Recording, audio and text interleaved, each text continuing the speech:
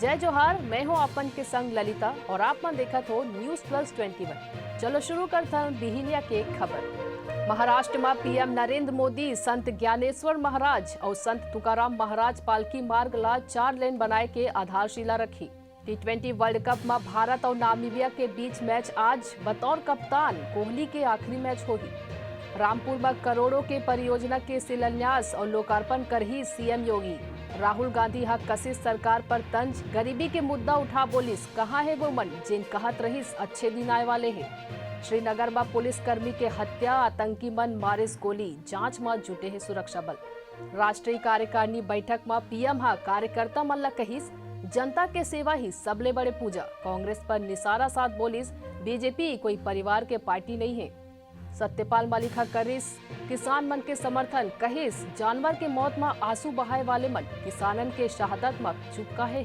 Petrol diesel में सियासत जारी। बंगाल में ईंधन के वैट में कटौती के मांग ला लेकर आज ले रैली निकाली भाजपा। जगदलपुर के इंद्रावती नदी में डूबे एनएमडीसी के 2 कर्मचारी परिवार संग पिकनिक मनाए बर गे रहिस, पैर फिसले ले हुई हादसा।